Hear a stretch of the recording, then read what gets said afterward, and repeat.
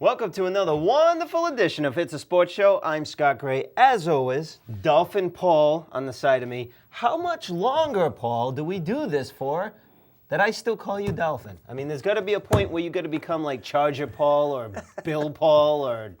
That time is coming close, I'll tell you that. Bengal Paul. I see you got your 49ers Yeah, on. well, my gear. I'm a little excited because, well, we'll talk a little later, but... this is just you want to just get it done with now? Rough You want to just start talk about Miami now? for my beloved Dolphins. What's going on with these guys? I mean, from an inside point of view, because you're not the only Dolphin fan in the area, not to mention, I'm sure Patriot fans want to hear why there is a Miami demise. You kind of expecting big things, and not just you, but even I was saying they finished off strong last year. I thought they'd start off good this year, and it hasn't happened. It's the classic case of sometimes the expectations are so high and the team flops.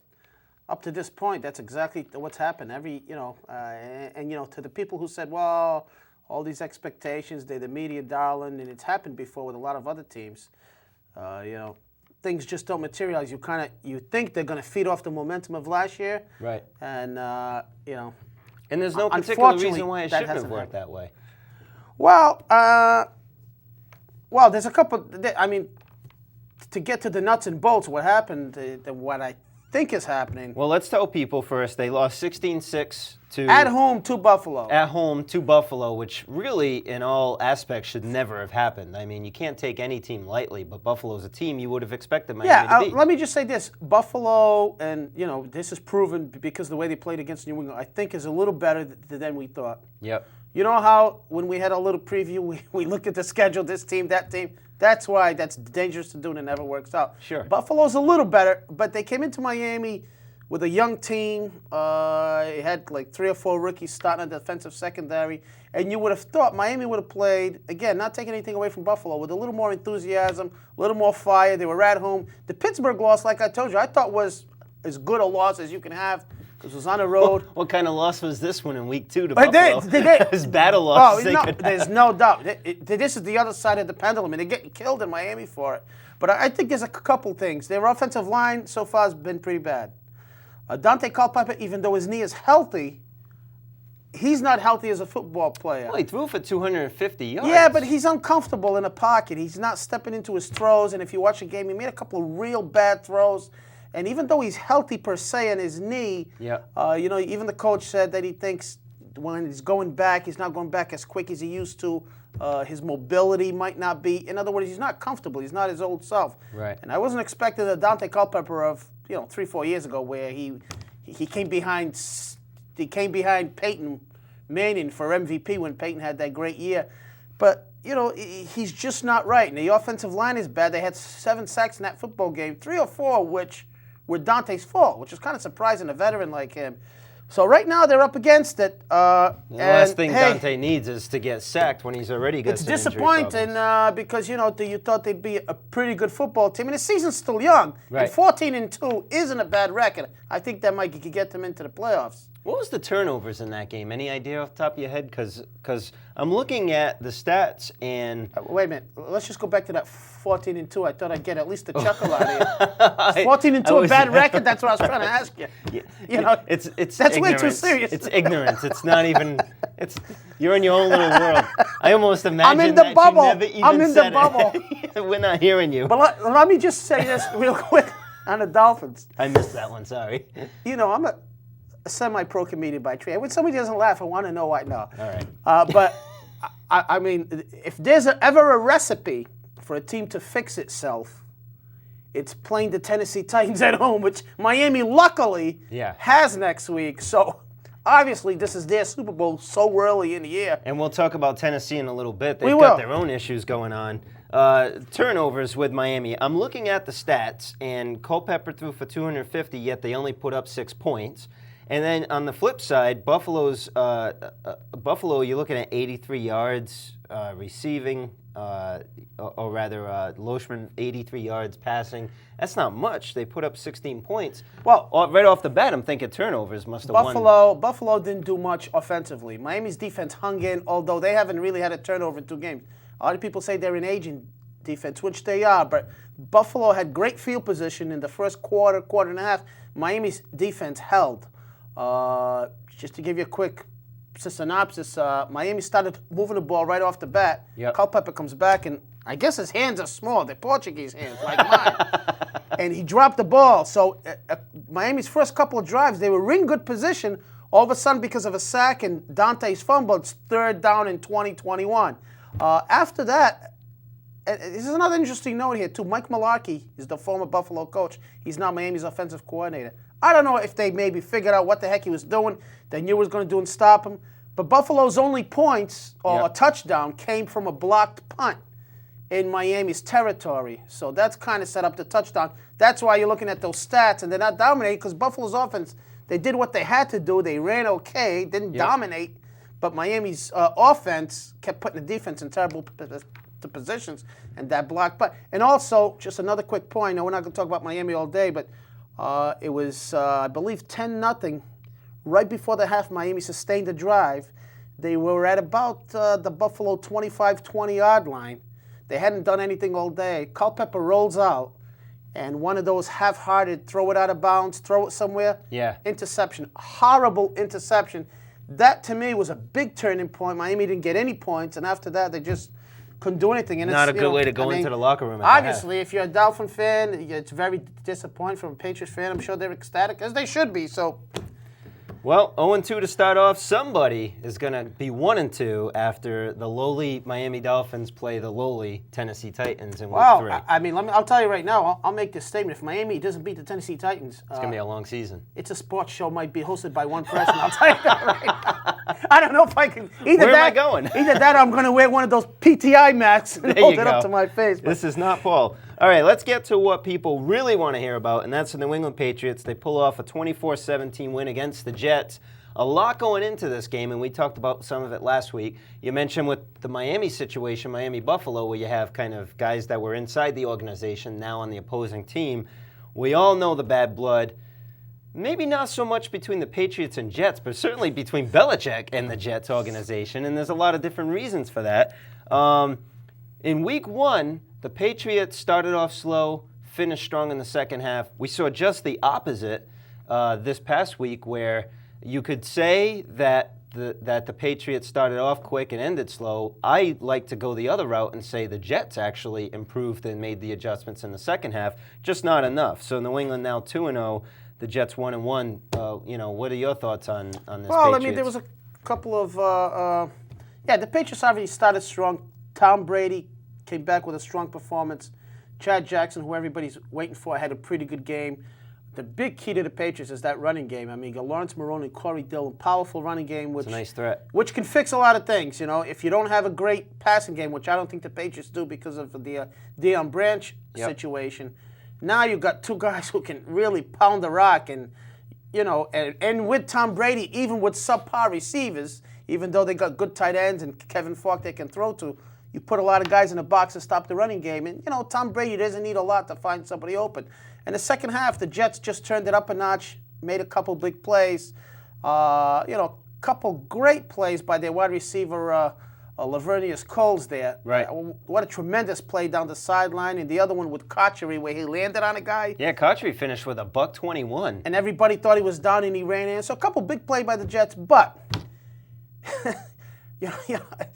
New England, rewind the tape. They win every game by a little bit. But the key word is win. They got the wins. And if you're a Dolphin fan and you want to see them lose so you can catch up in the division, it's frustrating because it seems like we've been watching this for about 120 years. I mean, they have these close games. They do just enough to win. They win. make a play at the end. The Jets brought it to within 7.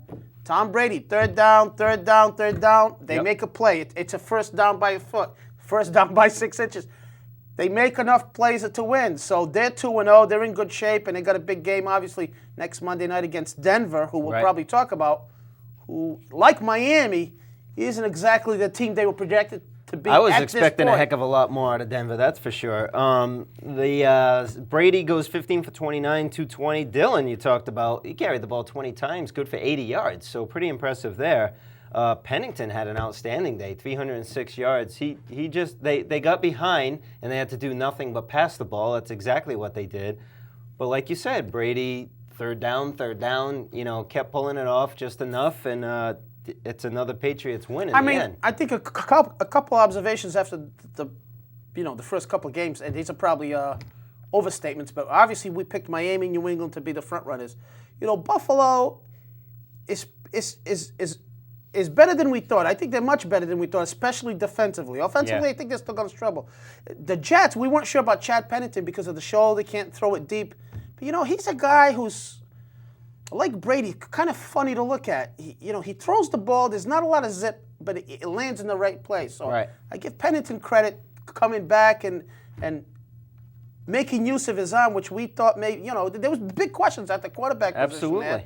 And they've done well. They don't have a running game. I think that's what's going to kill them. Right, because they can't throw all day long. Right. So even though we thought the Jets and Buffalo were going to be bottom feeders, and that still might happen, division games are always tough. That's what I'm trying to say. Right. These two teams aren't going to be as bad as we thought, and they're going to give Miami, New England, any team they play, a pretty good football game. And ironically, the Jets play Buffalo next week. Right. That should be a pretty good game in Getting these in division Buffalo. games out of the way Absolutely. early, that's for sure.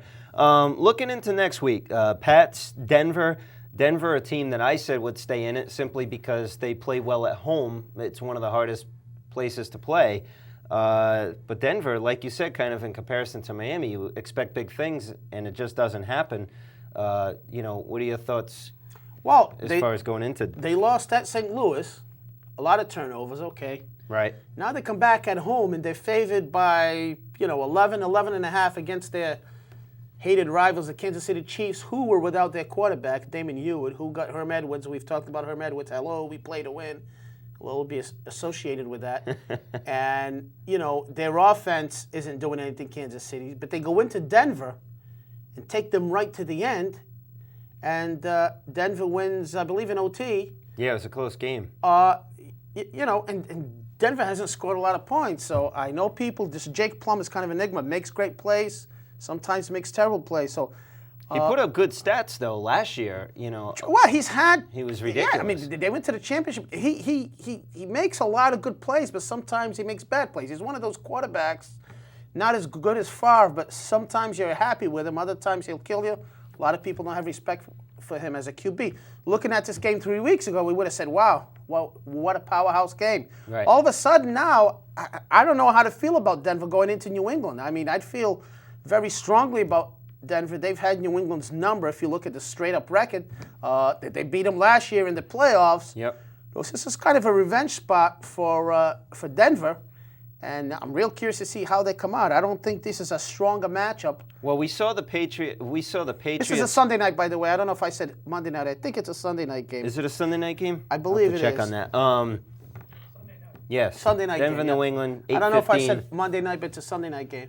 We saw where the Patriots beat Oakland in that snow game, and then afterwards played Oakland a couple of times. Oakland had that revenge factor going in, and I know it's different teams, but Oakland didn't really pull things off like you would expect. So it'd be interesting to see if the Patriots can turn things around and figure out what they did wrong against Denver last year, turn that around, and come off with another win. Yeah, and to be honest with you, I don't know how to look at Denver in this game. After their first couple games, they don't look like a very good football team. I know they got a good coach, and they got most of their players back. They got Javon Walker now when they got rid of Ashley Lee. So I'm curious to look at this football game to see. But again, the Patriots always seem to make the plays. They're well coached, and they always seem to do enough to win. Right. So it's a good football game, and I think this is an early test of where these two teams are. Well, I think you're going to see Denver make an attempt to stop the running game and take the chance that if Brady's gonna make contact, with make completions with these newer guys that he's not familiar with still at this point. Keep in mind, Brady's had 2 weeks now where he's had a good running game behind him, and he's been able to, I don't want to say experiment, but kind of get a feel for these wide receivers that he hasn't been familiar with prior to the whole branch thing, basically. So therefore, if Denver goes in trying to stop the running game, make Brady make mistakes, We'll see if that pans out, though. It is Tom Brady, after all. He knows how to find an open guy. That's kind of a good point that you brought that up, because let me tell you something. If you have a running game in the NFL... Hope the coach of Denver isn't watching right now. Well, I think he knows. I mean, if you've got a good running game in the NFL, that's very important. Because absolutely. Especially with subpar receivers, but you've got an excellent quarterback, so you're right. I mean, if you keep pounding that ball... Eventually, the safeties are going to move up, and the linebackers creep up. Everybody wants to stop that running game.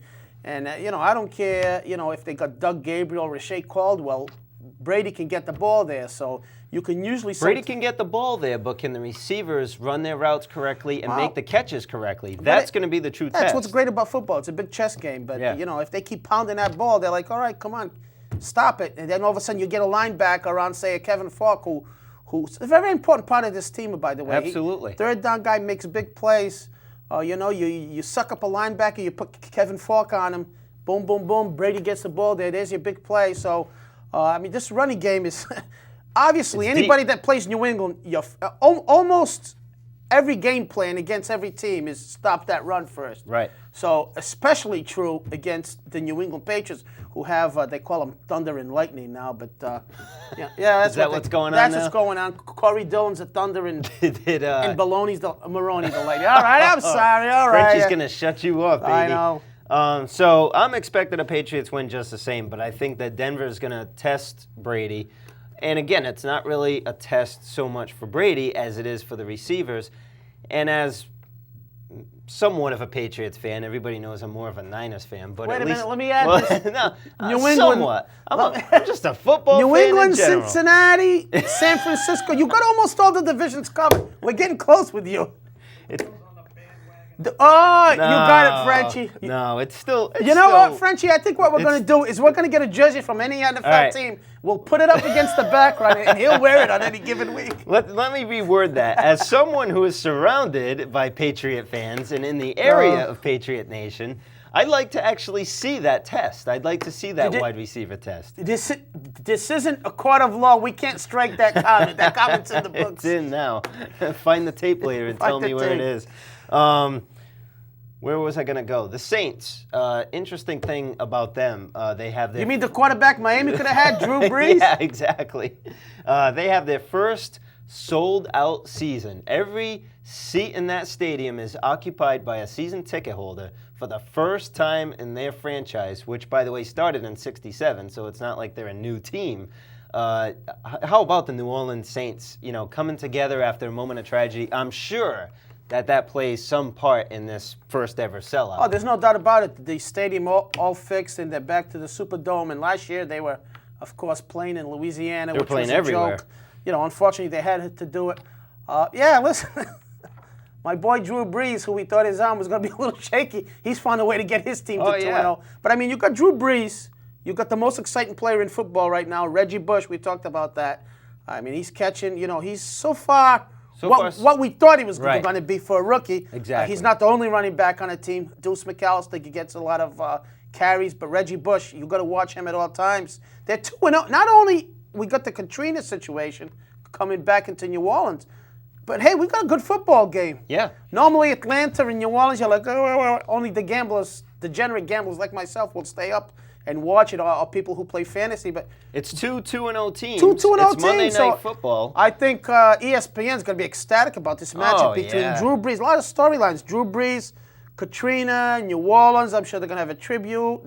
And you got Michael Vick coming in at 2-0. So this is an excellent matchup, and it's a good point that you brought that up. It's a great matchup, and it's not like you have two teams you expect to go to the Super Bowl, but they match up well together. The owner of the New Orleans Saints asking for people to get out of work early and make it like a Mardi Gras is what he called it. So I think that's pretty cool. Well, they do know how to party in New Orleans. You got that right. They got that Cajun food going on. So Monday Night Football in New Orleans, definitely something to catch. And New Orleans, although they didn't play powerhouse teams, of course, in Cleveland. Romeo Crennels, who's struggling and all kinds of injury bugs, can't really get his team going.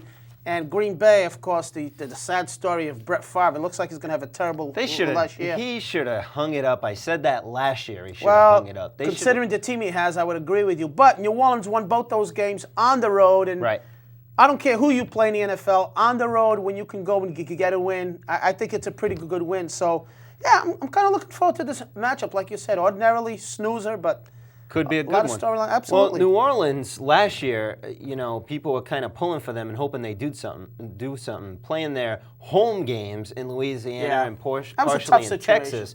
Now I wonder. Plus, they had Aaron Blake, who's terrible. If these guys, 10 minutes. If these guys pull off some wins, are they going to become? Aaron Brooks. I said Aaron Blake. I'm off today. I'm sorry. That's all right. That's what happens when Miami loses. My world gets turned upside down. We all know what you meant. Do you even care about the NFL right now? Is the question.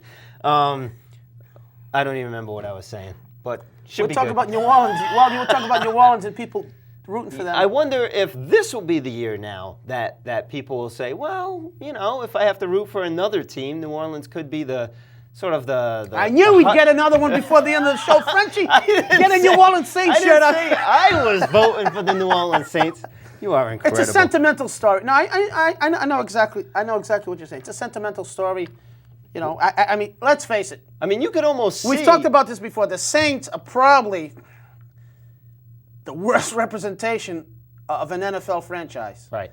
Them, maybe the Cardinals, but the Cardinals, at least when they were in St. Louis, they had Jim Hart and Stump Mitchell and those guys. I mean, New Orleans has been just a franchise that hasn't won anything. I think they got one playoff victory in their whole history. 37 years they've been around. And I've always said it. I always try to put myself in the draft, because if I was ever drafted in the NFL and hear my name called, there's one team I would not want to go to. For some reason, New Orleans just isn't, I don't know. And if you're a high draft pick, it just pick, represents losing, exactly. If you're a high draft pick, you're either going to the Saints or the Texans for the most part. So, good for them, and we'll see where this Breeze and Reggie Bush situations end up. Well, Monday Night Football on ESPN, again, Atlanta at New Orleans. Talk about ESPN. Week 1, the numbers came in. We talked a little bit about what we thought as far as the broadcast goes with the big change. Week 1, it was obviously ESPN's best ever rated show. They've never really had anything like that before to get that kind of high ratings. Now we just got the ratings in. Week 2, it's the highest ever rating, second highest ever rating in cable history. Number 1 actually was the Gore-Perot debate back in the 90s, but they're pulling it off. I love Ross Perot. Absolutely. They're pulling it off. Second highest ever to a presidential debate, and now we got a great New Orleans story coming up on Monday. I don't know if this is a little bit skewed, because NFL football, Monday Night Football was such a great get. Right. Now it's on cable. Well, they were already. So it's like taking a lot of money from here, putting it here, and saying, wow, I got a lot of money now. So, but listen, Monday Night Football is going to be big. I don't care where it's shown. So, but that's good for ESPN. I mean, do you see anything changing as things go on? We've had a couple of Monday Night Footballs now, and seeing the ESPN broadcast. Do you see where things could even get better, or on the flip side? Well, it depends on the matchups. I mean, when you get down the road, if you got Green Bay, and I don't know if Green Bay, I don't have the Monday night schedule in front of me. I think still that when you're going to have the dud teams, it's going to be a dud night. So you're saying it has very little to do with the broadcast quality of it? ESPN, I'm not even crazy about. You're still not nuts about it. You said that last week, I'm not nuts about it, because Kornheiser, I think they've taken away what he does best. We talked about it last week. Yeah. I'm just not nuts. I love Micah Tirico. Yep. Joe Theismann's okay. Let's put it this way. The broadcast team doesn't do a lot for me. You think they're trying to do too much with having 3 guys up in the booth?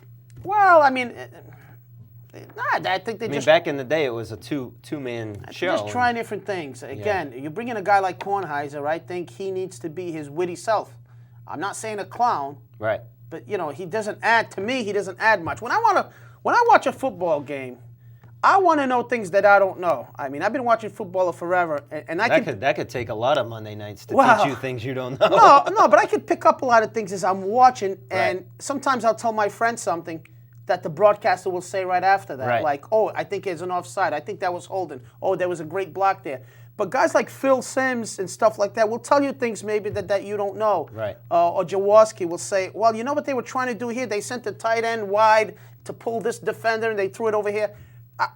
In other words, when I see a broadcast, tell me things I don't know. I don't want to hear about. I don't want to hear about John Madden. Well, I had a big turkey last night. Big deal. I don't want to hear about that. But you know what I like to do is just There's a couple other interesting football games. I don't know if you've got anything else on the docket Surmise, if you will. there. Yeah, it might be the same things. No, a few interesting matchups next week. One is Carolina at Tampa. Right. Two teams who are supposed to be pretty good, especially Carolina. They're both 0-2. Supposed to be good defensively. They're both 0-2. Of course, Carolina's without Steve Smith. They're a different team without Steve Smith. One of these teams, the season is over. To come back from 0-3 is very, very tough. Right. Keep that in mind next week when Miami loses. Right, but Tennessee wasn't supposed to be.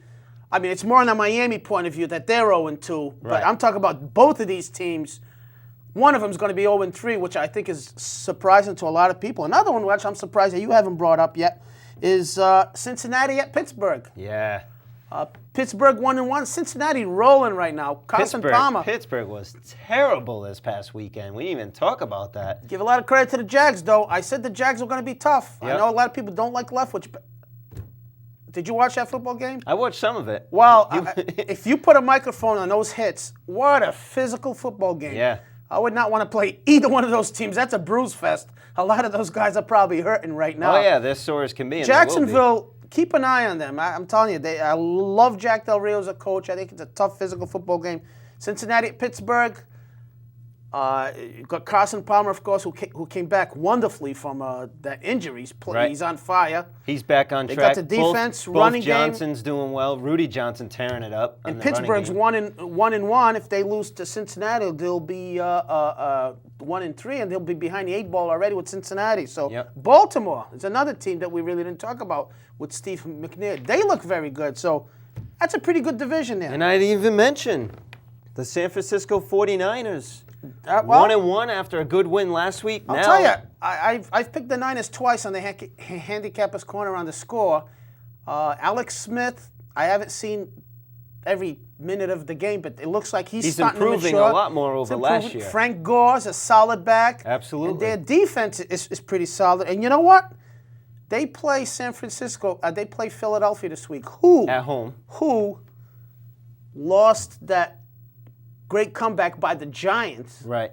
which is a division game, and now is going to travel to the West Coast to a team that they're favored by 6, Which is and unbelievable they should in beat. itself. Right. So what I'm saying by that is great opportunity for San Francisco. It's a good spot for San Fran to beat this team because Philadelphia has got to be thinking about that loss. They were up big in the fourth quarter Right. and lost to a division rival. And now they got to travel all the way to the West Coast to play a team who, San Fran, they should beat.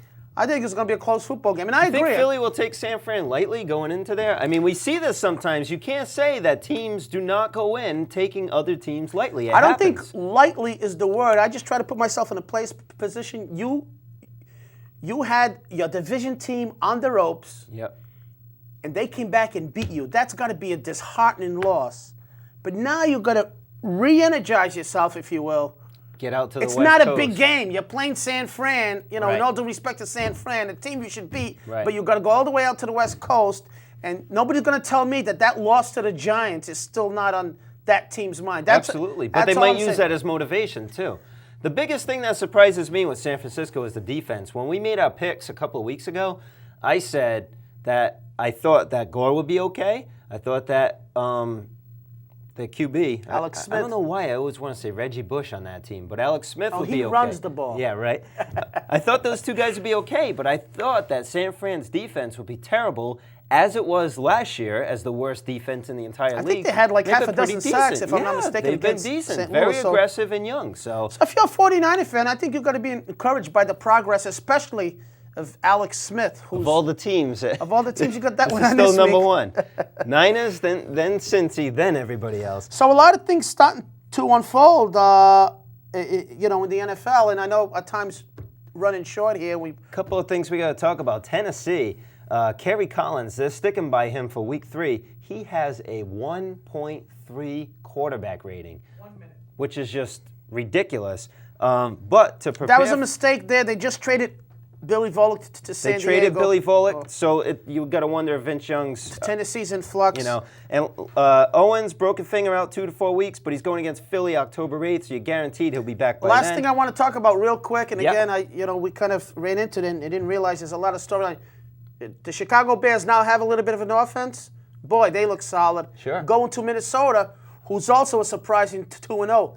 That's a good matchup. Chicago with an offense will be very scary, and look out for them in the NFC. Absolutely. Enjoy football this weekend. Enjoy watching the 46-year-old Morton Anderson kick for the Falcons. He's older than me! It's a sports show at yahoo.com. Enjoy the Miami loss and the Patriots win. Thanks, Frenchie, for pushing buttons.